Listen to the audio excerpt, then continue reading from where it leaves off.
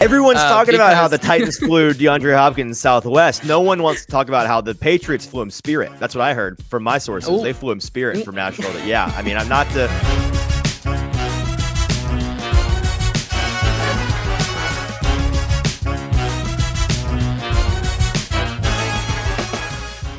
Welcome into the Hot Read Podcast for Monday, June the 19th. I'm your host, Easton Freeze, director of published content here at BroadwaySportsMedia.com. We're also brought to you by the 440 Podcast Network, and you can follow me on Twitter at Easton Freeze. I am joined, as always, by my fabulous producer, JT, who you can follow on Twitter at JT_Runke. JT, traveled up north this weekend, headed home to Cincinnati. How was your trip, and how are you doing? I'm good. Yeah, I literally got back to Nashville about 40 minutes before recording this episode right now on Sunday. So, just in time. You know, we're right back at it. The grind never stops. It was good. I hadn't been back to the Nasty Natty in a hot second. The Nasty Natty, I love that. But yeah, I went back up for a bourbon tasting, which went great on Saturday. Had a great. How time. Was that? Did we find any bourbons that Was it a brand that you were familiar with, or did you? It was a bunch of brands. I new and old, so you know, tried a bunch of things that I already knew and I liked, and new things that I hadn't tried. For all you sophisticated bourbon drinkers out there in the audience, got to try a 10-year aged Pappy Van Winkle, which, if they're listening, not a cheap price for a bottle of that. I don't doubt it. It's gonna run you about 3 zeros on the end of your receipt there for that. Pass. So that's a hard very pass. Nice. Yeah, I had a good time. So tried a bunch. And you went with your dad, right? Yeah, it was with my dad. So it was a lot of fun. That's a good way to spend Father's Day weekend. And hey, it's Monday, exactly. But a belated happy Father's Day to any fathers that might be in the audience. Hope you guys had a great weekend with family and friends.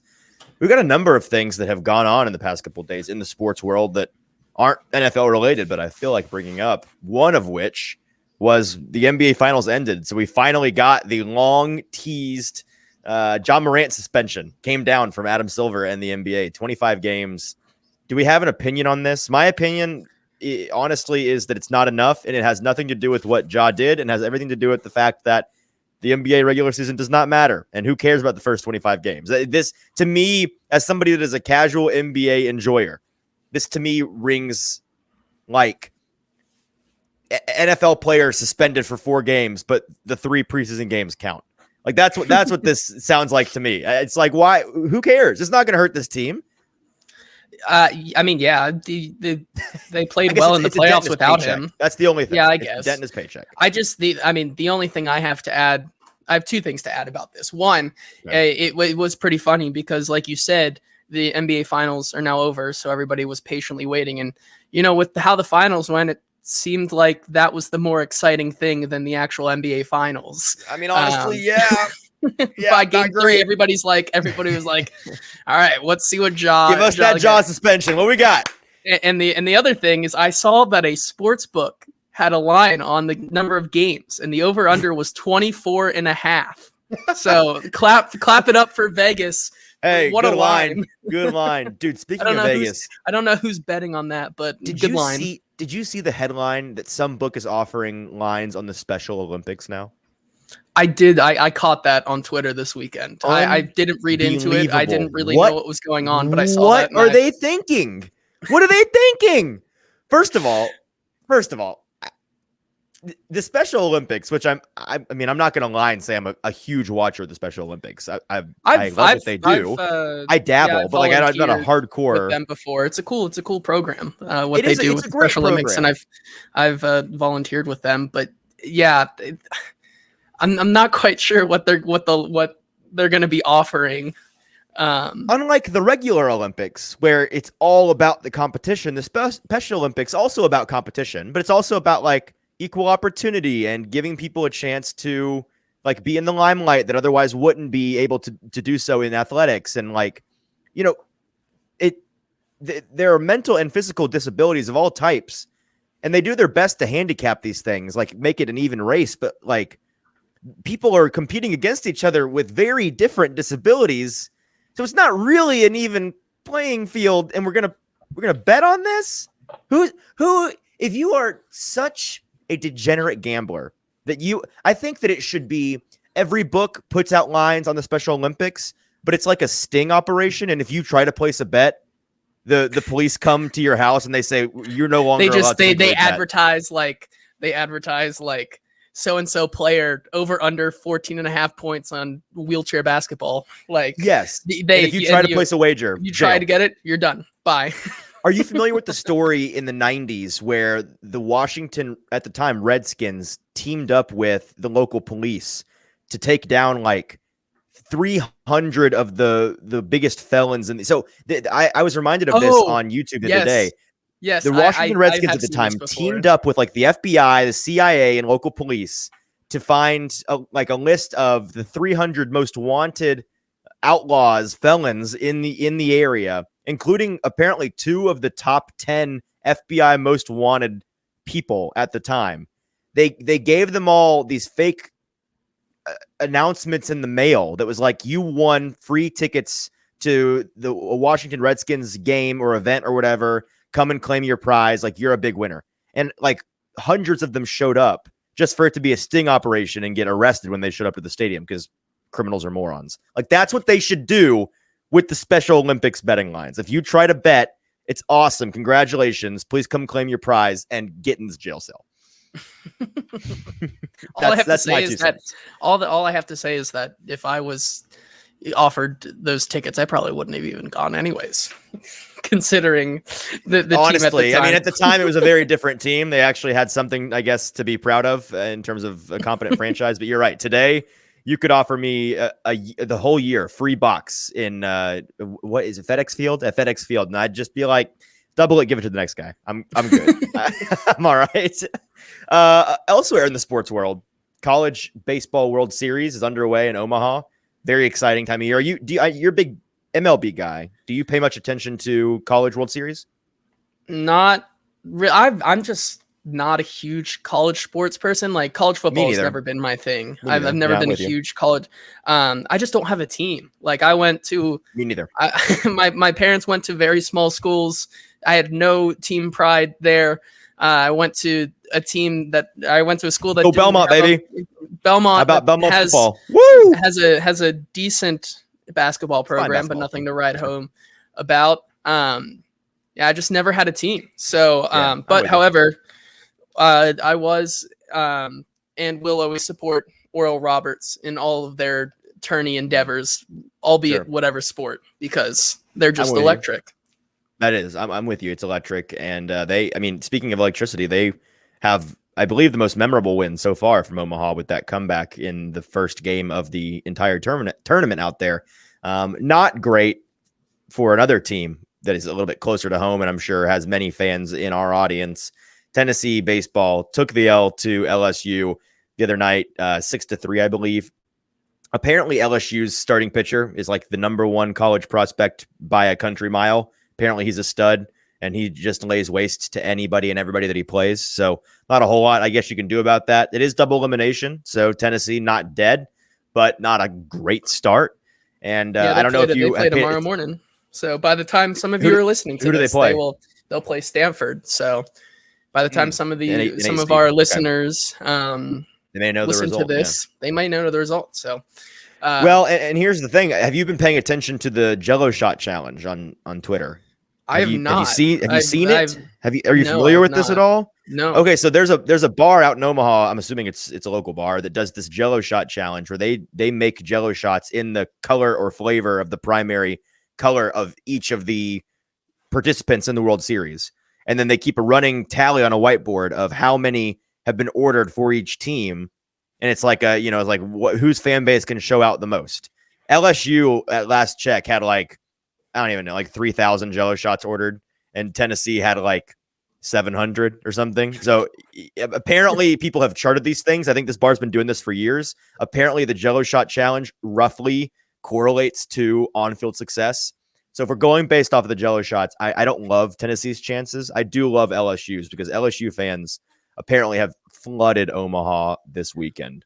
I mean, follow the Jello metrics, I guess, if you're looking to place a bet this weekend. I like that. Yeah.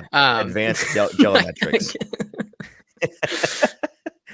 Let's move on to two more things before we talk actual football.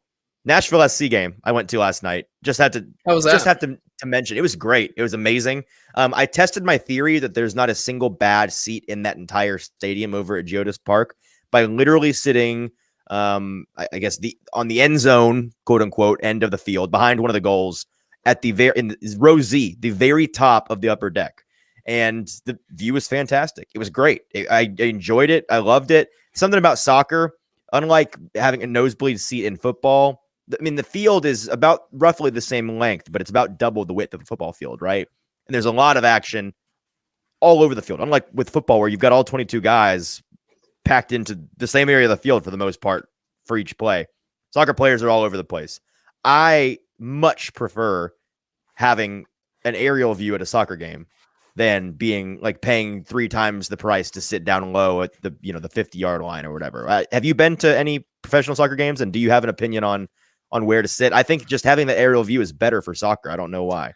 I mean, yeah, because I think it's easier to see the flow of the game. I think the same argument is that I actually enjoy, like when I go to Nashville Predator games or something, I'll sit in the 300s or like on that 200 level. I like to see the whole ice rather than just be right up on the glass. So, that's a fun experience and all, but if for someone who like you want to watch the plays unfold, you want to see how they're playing their offense, how they're defending. That's something that's kind of more interesting, especially with soccer and hockey, because it's always fluid and moving. I agree. I have not been to Geodis Park yet, but I got to get you out there. It's such a great time. It's awesome. It sounds like it's a great time.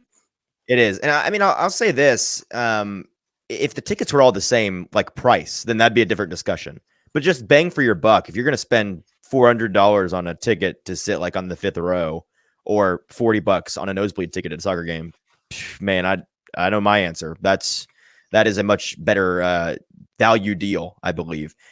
As far as the actual game, Hani Mukhtar is a monster. He is the reigning MLS MVP. Right now, I don't know what the odds are actually. Sounds like he's going to be the 2-time as it's gone this season. It sounds season. like at this rate, he is very, very likely to be the 2-time back-to-back MLS MVP. Dude, if this team didn't have him, they'd be so mid at best. They'd be so mid. Their offense really wouldn't exist. He had a hat trick last night. I believe it was his 4th in his career, 2nd this season. He had a 4th goal on his foot that he just totally missed. And in his press conference after the game, the first thing that he wanted to talk about was to apologize to his teammate. He's like, I cost check more an assist on that one. I should have buried that. Total mistake on my part. And we're like, dude, you had relax. You guys won. You had a hat trick. But he's a monster, dude. It was awesome. It was against, I forget it's the St. Louis team. I think they're City or something. St. Louis City. I don't know the actual name of their team. MLS naming conventions are weird. But they are now, I believe, 2nd in the East to your hometown team. Is it Cincy SC? Do you know the name of it? Is it FC Cincinnati? FC Cincy. I've been once to their new stadium, and I used to go when they were just a young budding team. So, well, apparently Nashville SC hosting FC Cincy July 15th. So it could be sounds a like heavyweight it's gonna bout. be. Maybe you sounds like I know where I'm gonna be on July 15th, I guess. The last thing in sports that I want to talk about is the U.S. Open going on this weekend, and really just an excuse to mention Ricky Fowler. How about Ricky Fowler? My favorite thing in sports this weekend. Ricky Fowler coming back from the dead. Y'all will know who won because you're listening to this on Monday, right? As we're recording, he's probably about to tee off here any minute. And the final group, including Ricky Fowler, Rory McIlroy, Wyndham Clark, Scotty Scheffler was in the mix last I checked. I'm certainly going to spend my evening of Father's Day watching the end of the U.S. Open with my dad. Most golf tournaments are, a daytime during the weekend deal. They'll wrap up around sunset, like 5, 6 in the afternoon. This one's so different because not only is it in June where we've got the longest days of the year, but it's at LACC, LA Country Club on the West Coast. So it's been so strange. The actual final groups this weekend have been going off and playing like 6 p.m. to 9 p.m. It's been primetime golf. It's been so strange, but it's really nice, honestly. I've actually, I don't watch a lot of golf, but right. I mean, we were at the bourbon tasting and afterwards, after we had our 4 select, the person who was doing it has this whole like 7 shelves of just all bourbon. It was like, all right, go crazy on this, go from there. So then we sat on the patio and watched the whole last of the round from like 4 o'clock to like 9. We were just down the back. Of course, I had my bourbon, and then he said that he had a keg of summer shandy he was looking to replace, and I said, say less. I love my bourbon, but say less. I'll finish that for you. So I had a good time watching some golf for once. Drinking and Ricky some Fowler's shandy. Electric, man. It's so good to see him resurrect his career. And again, we don't know how it ended. Maybe he won, maybe he finished in 3rd or 4th or 5th or something like that, but very exciting. All right, let's talk about I just football. have to say about that real quick. No, go ahead. The one more thing. I apparently learned that now I haven't really been paying attention. I just drank and watched golf because it was on, and that's all I did. This course, I guess, that they play at, not a good one. But people aren't a huge fan of the entire thing. Apparently, I learned that either investors or the city of LA has offered $8 billion for this property. Yes, that's the value of the crazy. Place. It's right. It's nestled directly in the middle of Beverly Hills, and there's. I was reading an article on it. There's a tax loophole. That's the only reason why they're able to operate. Because if it were not in place, this tax loophole, where it's not a loophole as much as it is like back in the 90s, they froze the tax rate for that property because the country club operates as a not-for-profit instead of a profitable company. They get the tax rate from like the 90s, whereas now, because that land is valued at like $8 billion, their annual tax rate would be, if they were a for-profit company, like $700 million a year. It would be crazy. They would fold. Insane. But yeah, the course is not playing nearly as hard as folks want it to, and apparently the crowds have been really lame because LA is America's most soulless city, in my opinion, and of course they would put on the most soulless U.S. Open because they apparently have more than half of their tickets going to corporate folks. Like, it's very Super Bowl-y. The actual fans, the general admission folks that make the atmosphere at a golf tournament, there's like 9,000 of them a day, which is pathetic by U.S. Open and golf major standards. So not great in that respect. The U.S. Open won't be coming back to LACC until 2039. Not sure why we're assigning venues for the late 2030s already, but we are.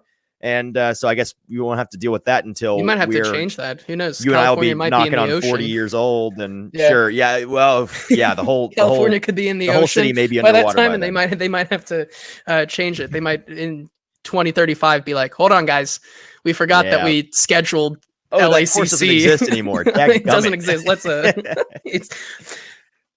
right. Let's talk about football. We got a couple of topics today, and again, it's kind of a Father's Day episode. Not to say we're phoning it in here, but we're not doing a deep dive of any kind. We'll start with some more structured offseason episodes on Friday of this week. But a couple of things I want to mention before we get out of here.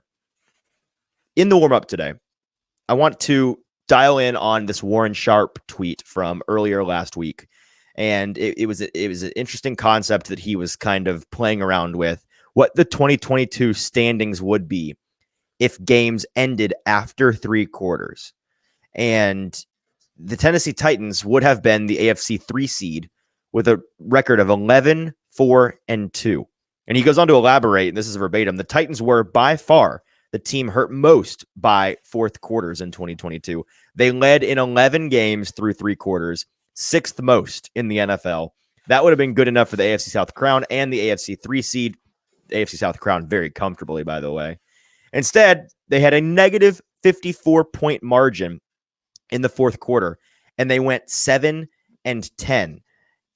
Really, really bad. And I quote tweeted this with a picture of Todd Downing, because ultimately there's a million things you can attribute to why the Titans were so bad in the fourth quarter. There are 2 main ones that I'd say make up 85% of the blame. One you can't control and one you can. One was health, and the fact that they were losing guys in games all the time and losing a lot of star players. And the other is Todd Downing and the offensive coaching staff's inability to adjust at all throughout the course of a game. And they got schooled at the end of games because their opponent, oftentimes the Doug Petersons of the world, would make adjustments like good NFL coaches do on the offensive side of the ball, and the Titans offensive coaching staff could not. This stat's pretty crazy. Sharp goes on to talk about how the Titans recorded a negative 0.27 EPA per play in the fourth quarter. That ranked dead last in the NFL by far last year. It was so bad that in the last 22 years, since the year 2000, only one team was worse in the fourth quarter, and it was the 06 Raiders led by Aaron Brooks and Andrew Walter. Bonus points if you know who either of those people are. So really, truly historically bad fourth quarter performance in 2022 from the Titans. And I do think that that's one of the most underrated elements of the coaching staff changes that they made this year, in particular, Tim Kelly taking over. We don't yet know whether Tim Kelly is going to be dramatically better than Todd Downing was. Personally, I'll be shocked if he's not, simply because of how low of a bar Todd Downing set at times. But I will say, in terms of track record, Tim Kelly, at the very least, has a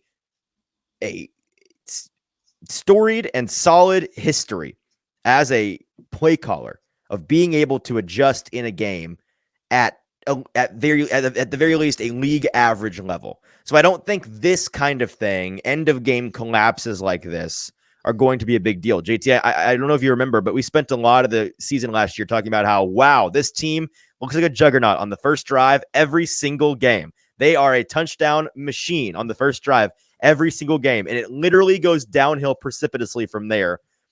I don't think that's going to be the case this year. It may be flipped. It may be that they start kind of slow, but I don't think that, personally, I'd much rather be a team that finishes fast and starts slow than the other way around. I mean, yeah, or they could just, keep the momentum the entire time. Sure, sure. That's the ideal. Yeah, I know, 100%.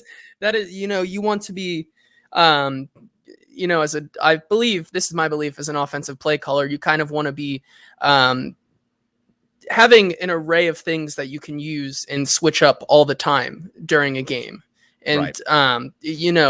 Now that's maybe something that you might scratch your head and say, well, yeah, isn't that something that an offensive play caller should do? Yeah, it's not what the Titans did last year. And I don't think it's what Todd Downing was capable of. So yeah, I'm with you. It is a bare minimum ask, but that's where we're at right now. Frankly. It sounds where we're at. Honestly, like it sounds like from what we've heard at OTAs about how it's a whole new offensive thing. Maybe that when they're talking about how it being a whole new offensive scheme, it's just Tim Kelly going in there and being like, hey guys, so we're actually going to have like 15 to 20 plays that we'll use in different intervals instead of 5. Oh, yeah, we're not going to use all our good plays to start the game. We're going to be able to change how we play the game, how we call the game based on how the game's going and based on how our opponent's adjusting. Crazy concepts. Theory. Yeah, it's crazy. Let's move on to the bulk of today's show, which is yet again, I am once again here to talk about DeAndre Hopkins. We've got a little tiny update on that saga. We're not going to beat this drum every single week. If and unless or until, I guess, he signs, like we'll talk about it obviously then. I expect that not to happen until a while from now. Well, JT, do you? I keep saying this. I'll be really surprised if he signs before the month of July. Like if he signs with anybody in June, that's going to surprise me. Yeah, I think it's. I mean, it doesn't make any sense for him to do it now. I mean, in my opinion, with all these older aging veterans, it feels like you want to play the market slow until, because currently at the start of like everyone's roster right now is pretty much like cut and dry. There's really not like most teams have made they're pretty bulk of their offseason moves. You've gone through your OTAs, you know what you have. So there's not really a need for anybody like a Dalvin Cook or DeAndre Hopkins, even though there is interest in DeAndre Hopkins and he's kind of been the first to start these contract talks. But like a Zeke Elliott and a Leonard Fournette and all those guys, like we haven't heard any interest from anyone. And that's mostly because like all these teams have just a flurry of depth at like either signing UDFAs. But then once we get into training camp and, things happen, injuries happen, that's when we'll start to see more of these veteran guys probably signed to some teams. Now, DeAndre Hopkins is a little different because he's at a more valued position at wide receiver, but still, I just don't see I don't think there's any reason for him to make a decision right now, because the longer you wait, the more those teams have time to think and maybe reach out to you again and say, hey, I don't know what they're offering you, but it starts the need for DeAndre Hopkins as we get closer and closer to training camp probably ramps up. His interest, not to get dark, but you market. Also you the more time you wait, the more time there is for somebody to get hurt, and a team's needs to change dramatically. Yes. You know, God forbid it happens, but it always does happen to somebody. Somebody will lose their wide receiver 1 or 2 for the year in training camp to an injury or for a serious amount of time, and suddenly DeAndre Hopkins can say, hey, hello, I'm available. My services are available. What can you offer? That can change the math for a team. The reason we're bringing him up again today ultimately is because Matthew Judon, star member of the New England Patriots, tweeted out at some point this weekend, I forget when exactly, GM of the year, ? That was the whole tweet. Now, very clickbaity, not clickbaity, but intentionally vague tweet, I would say. Clearly something just to stir the pot a little bit, which I respect. If it's just a troll, hilarious. If there's something to it, it raises some eyebrows. You know, is there any indication here that maybe GM Bill Belichick is in communication with DeAndre Hopkins, maybe zeroing in on a deal now? Like I'm hesitating to say it because I don't think it's going to happen now. Again, I'll be surprised if anything like this happens, but unless he's just making stuff up, an interesting tweet to send out. I just don't see him not waiting to see if his market shifts. And that's the big thing. If he signs now, that means he only has the Titans and the Patriots to leverage against one another in terms of contract talk. If he signs with the Patriots over the Titans, I'm immediately suddenly very interested in what the contract looks like. What's the money there? That's kind of the next thing I want to talk about. What AAV would we be comfortable with giving DeAndre Hopkins if we were GMs? And I have a pulled up here the list of value of every wide receiver contract in the league. It's not a cut and dry science, right? We talk about this all the time. The actual AAV of a contract is oftentimes the least interesting or least indicative of what the contract actually is in terms of numbers to look at. You much more should be interested in signing bonus. You should be interested in years and any void years tacked onto the end. You should be interested in when the out is, and most of all, you should be interested in the guaranteed money, right? The total guarantee is much more interesting than the AAV. And that being said, we're going to talk about this with the knowledge that AAV is not the end all be all. And we can talk about it with, roughly what the AAV we would give him and what the guaranteed money we would give him is. But I'm looking at the league ranked by AAV here. And there's a pretty significant cliff between guys that are considered, I think, solid wide receiver 1s, some high-end wide receiver 2s, and then the field. When you get down to, because the contract everybody talks about in relation to this DeAndre Hopkins situation is the recently signed Odell Beckham Jr. contract, right? That's what we're looking at as the litmus test of, does he get that contract, roughly that value, more, less? How does that signal to us what the league sees DeAndre Hopkins as having left, right? What his market is and how much he ends up getting in relation to that is kind of a litmus test.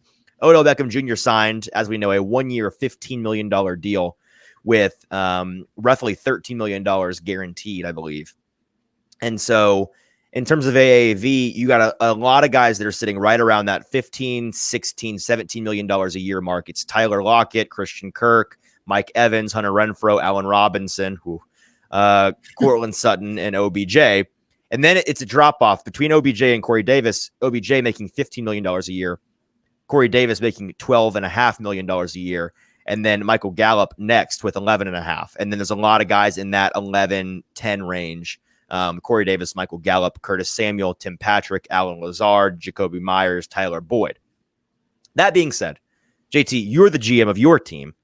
Where AAV and guaranteed money range, what range would you be comfortable signing DeAndre Hopkins to in the year 2023?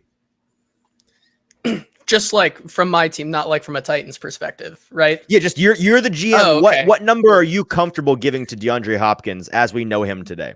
Well, first off, I mean, I'm definitely comfortable with saying that I think I value DeAndre Hopkins higher than like a Michael Gallup or a Corey Davis at this point in time, personally. Sure, absolutely. I'm with you there.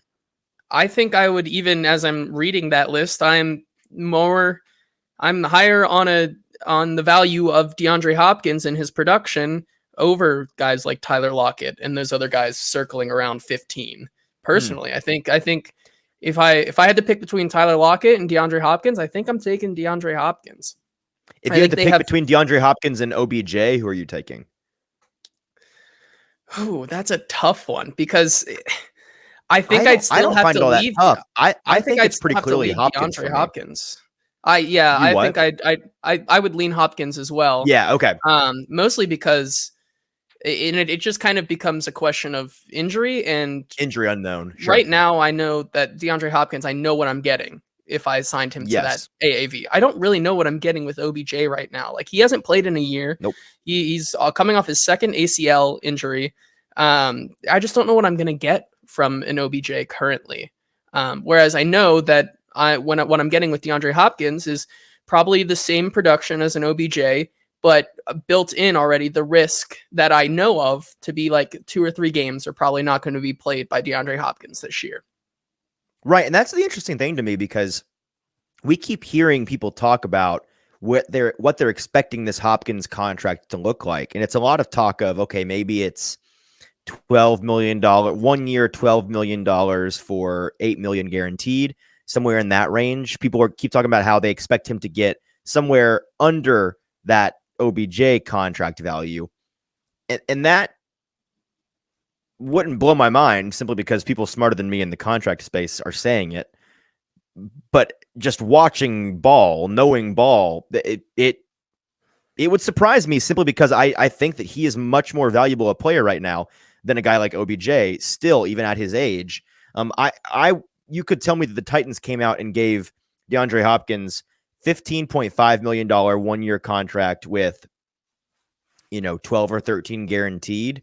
And while that would be on the higher end of what I think you would consider a good deal for DeAndre Hopkins, that would not blow me away at all. And it wouldn't seem outrageous to me at all. Would it kind of blow your mind if that's where he ends up landing? I probably am leaning towards that is where he's landing. I know I've personally heard a lot. So you think people are just wrong about their evaluation of his value? Well, I mean, I've just heard from just a lot of personalities in the Nashville space. There's people expecting him to sign an $8 or $9 million guaranteed contract, and I've just from the get-go, I don't think DeAndre Hopkins is going to take something like that. I think. And what I mean by that is I think that if DeAndre Hopkins does sign with the Titans or the Patriots or something else for like a 13 million guaranteed with incentives and signing bonus up to 15 or 16, like people might be surprised about that. And I think it's because a lot of people are just lowballing DeAndre Hopkins' value right now. But I don't think I can, just given where a lot of his peers are right now in a contract space and where I value his skills. So if he does sign for that in the teens somewhere, I would not be surprised.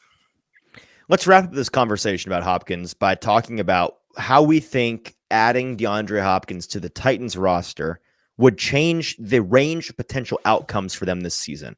Now, I tweeted this out yesterday as fans saw that Matthew Judon tweet and started to consider the Titans may not actually land DeAndre Hopkins. And what does that mean to me as a fan?